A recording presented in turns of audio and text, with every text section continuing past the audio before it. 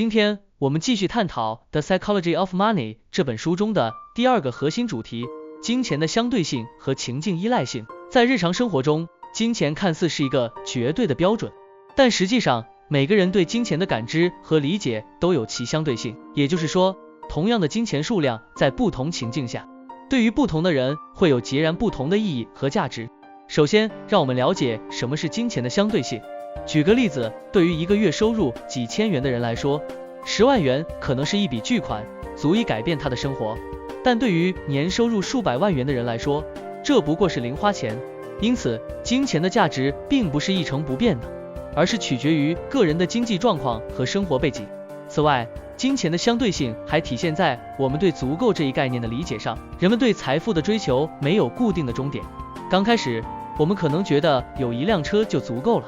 但当拥有了车后，又会想要更好的车；买了小房子后，又会渴望更大的房子。随着生活条件的改善，我们对金钱的欲望不断上升。这种相对性使得我们难以在财富的追逐中感到真正的满足。接着，我们来看幸福感的相对性。心理学研究表明，金钱的增加确实能够提升幸福感，但这种提升是有限的。一旦我们的基本生活需求得到了满足，更多的金钱并不会显著提升我们的幸福感。相反，如果我们始终将金钱与幸福感挂钩，就会陷入永无止境的追逐中，导致心理上的疲惫和失落。这背后的一个原因是社会比较效应。我们对金钱的满足感往往来源于与他人的比较。当看到朋友换了新车，同事买了大房子时，我们可能会觉得自己的生活不够好，即使原本对现状已经感到满意。这种比较也会让我们产生心理上的失落感。在社交媒体盛行的今天，这种比较效应被无限放大，我们随时随地都能看到他人光鲜亮丽的生活方式，从而影响我们对自己财富的看法和满意度。结果是我们不断提升对金钱的期望和需求，却忽视了自己真正的生活目标和价值观。接下来，我们再来聊聊金钱的情境依赖性。金钱在不同情境下具有不同的价值。比如，在日常生活中，100元可能只是普通的消费金额，但在紧急情况下，比如购买救命药或支付关键的交通费时，这100元的意义就变得截然不同。同样的，身处贫困地区的人可能认为一瓶干净的水比任何财富都更为重要，因为在那样的情境下，生存需求是首要的考量。我们在做财务决策时，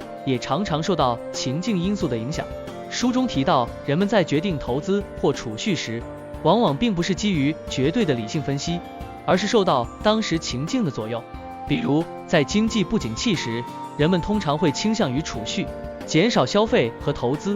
而在市场过热时，乐观情绪则会让人们盲目的追加投资。即便是同一个人，在不同的情境下，也可能做出截然相反的财务决策。那么，理解金钱的相对性和情境依赖性对我们有什么实际帮助呢？首先，我们要学会与自己比较，而非与他人攀比，明确自己对金钱的期望和目标，了解自己真正的需求，而不是被他人的财富标准所左右。这样，我们才能在追求财富的过程中感到真正的满足，而不会陷入无止境的攀比中。其次，我们要用长期视角看待财务决策，理解情境对金钱的影响，能够帮助我们避免情绪化决策。无论是面对市场波动还是个人财务状况的变化，都应保持冷静和理性，避免因短期情境而做出不符合长期利益的选择。最后，建立属于自己的财富标准。我们需要根据自己的生活目标、